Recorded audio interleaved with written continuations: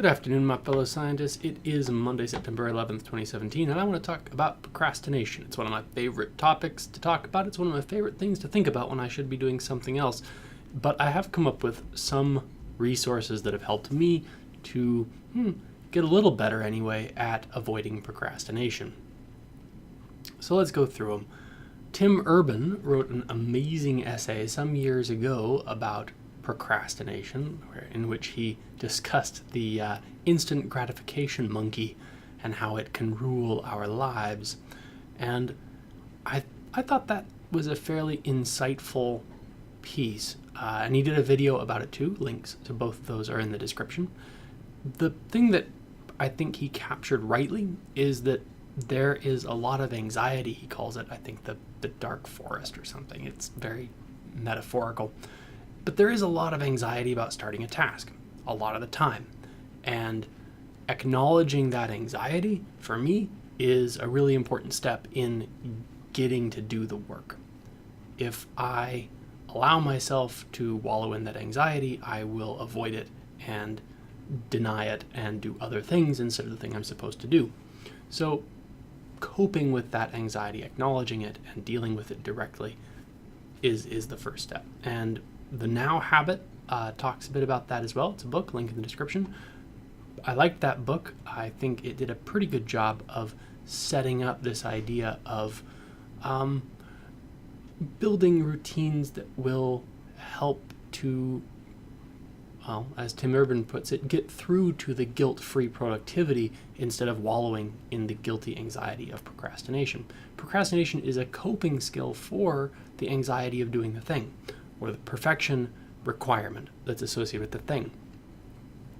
And there are other ways to cope, and if you use those, such as appreciating the done feeling, starting and setting a timer for only 10 minutes, doing things in small chunks, these sorts of habits help. But what really solidified it was another book called The Power of Habit, because I think that avoiding procrastination is sort of a misnomer. It's you're avoiding. It's a double negative. It just doesn't work.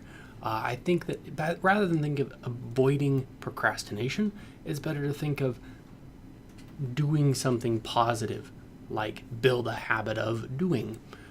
habit toward the goal instead of avoiding the thing that's in the way is more effective in my experience. So how do you build those habits? Well, how do you build any habit? By doing a little bit every day so it becomes part of the routine, so that you feel uncomfortable about not doing it even more than the discomfort of doing it. There's an app called Coach.me that I've been using myself for this purpose, building that routine of saying I'm going to say write for 10 minutes a day. I don't like writing grants, but it's a part of my job, and to do it I have to do it a little bit every day so I can avoid a crisis.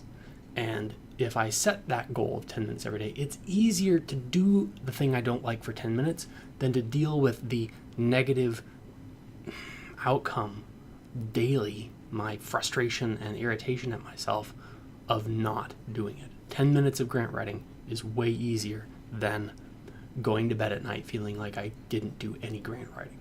And if I set it up that way, I can build the habit and I can become a regular writer, and eventually, one hopes, a good writer. So anyway, I hope that helps anyone watching this find a way to get around their procrastination. If you like that kind of thing, think about liking this video, think about subscribing to this video. We update Monday through Friday. We talk about science and habits and procrastination and all kinds of great stuff like that Monday through Friday right here in the Allen Lab.